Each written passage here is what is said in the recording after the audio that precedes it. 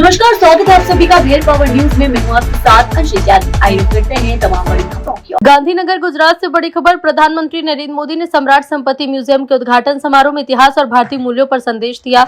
अपने संबोधन में पीएम मोदी ने कहा कि सम्राट संपत्ति क्या सिर्फ एक ऐतिहासिक राजा का नाम नहीं, बल्कि भारत की विचारधारा और व्यवहार के बीच एक सेतु है।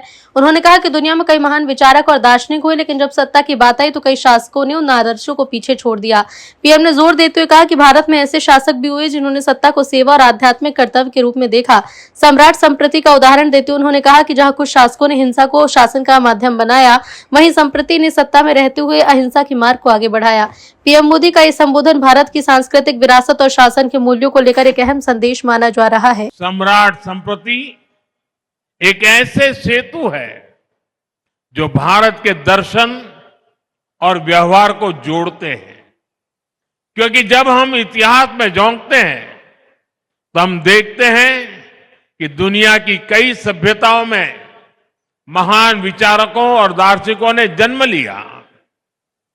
मानवता के आदर्श भी अलग अलग परिभाषाओं में घड़े गए, लेकिन जब सवाल सत्ता और शक्ति का आया, कई शासकों ने आदर्शों और मूल्यों को किनारे कर दिया। इससे विचार और व्यवस्था में एक खाई पैदा होती चली गई। लेकिन भारत में सम्राट संप्रति जैसे शासक हुए जिन्होंने सत्ता को सेवा और साधना मानकर काम किया। जहां एक और कुछ शासकों ने हिंसा को हथियार बनाकर शासन किया, वही सम्राट संप्रति ने सिंहासन पर बैठकर अहिंसा का विस्तार किया।